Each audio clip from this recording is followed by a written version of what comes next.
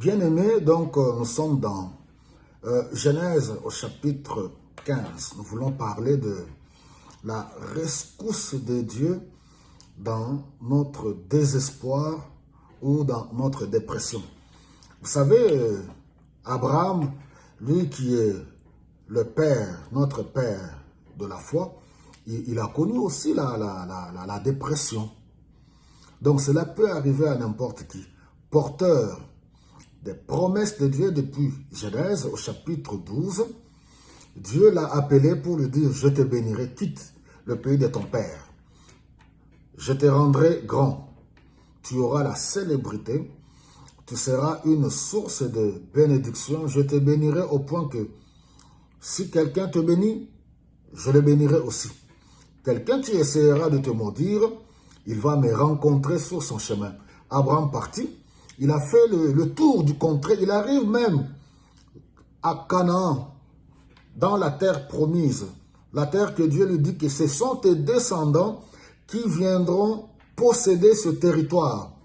Dieu lui a fait la promesse aussi d'avoir un fils. Alors, vous voyez ici au chapitre 15, cela fait 10 ans que Abraham habite dans le pays de Canaan, après tout ce qu'il a connu, la famine en Égypte et consorts. Ce qui peut arriver à n'importe qui. Et là, ce qui m'intéresse ici, Dieu lui apparaît pour lui dire, ne crains rien. En fait, la Bible de Genèse à Apocalypse, c'est un livre où nous avons autant de ne crains rien.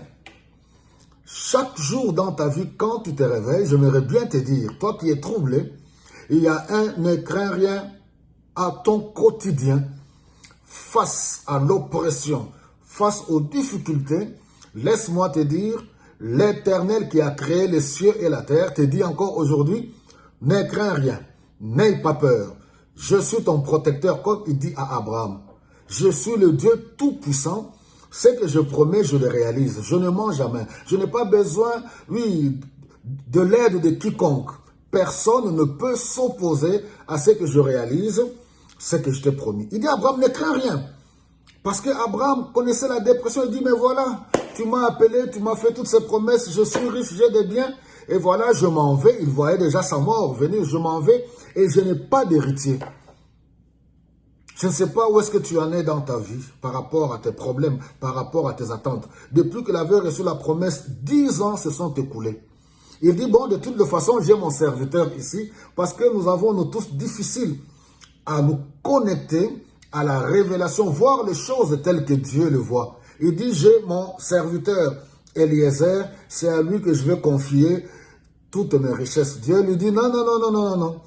Ça, ce sont tes pensées. Nous devons savoir que nos pensées sont tellement éloignées des pensées de Dieu. Il dit, ce n'est pas Eliezer.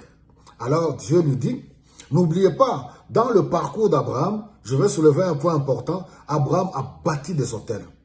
J'aimerais nous rappeler l'importance de bâtir des autels, un lieu de reconnaissance, un endroit où nous nous rencontrons avec le Seigneur pour être restaurés, renouvelés et fortifiés. Un lieu de prière où nous pouvons écouter la voix de Dieu.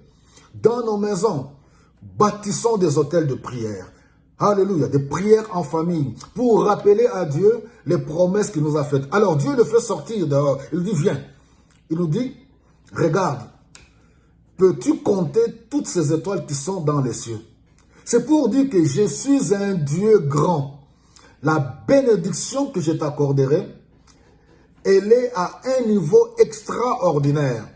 Si tu es capable de compter ces étoiles, alors là, tu es entré réellement dans la pensée de Dieu. Mais tu en es incapable pour dire que je suis le Dieu extraordinaire. Je suis le Dieu capable. Rien ne peut m'empêcher. J'ai la capacité et le pouvoir d'accomplir ce que je t'ai promis. Et là, on nous dit au verset 6, Abraham crut et Dieu le déclara juste. J'aimerais t'encourager ce matin, ne crains rien, crois seulement. De la même manière que nous avons cru en Jésus-Christ, n'oubliez pas, nous avons cru en Jésus-Christ sans l'avoir vu. Et c'est ça, alléluia, les choses spirituelles. Nous sommes héritiers de toutes les promesses que Dieu a fait à Abraham par la foi en Jésus-Christ, selon Galates au chapitre 3, le verset 29. Pour tes problèmes, pour tes dépressions, même Abraham, celui qui était porteur des bénédictions de Dieu, il a connu la dépression. Dieu l'a fortifié, Dieu est venu à son secours, Dieu est venu le restaurer, le renouveler. Mais étant toujours faible, vous verrez, un peu plus tard au chapitre 16, il va encore rechuter.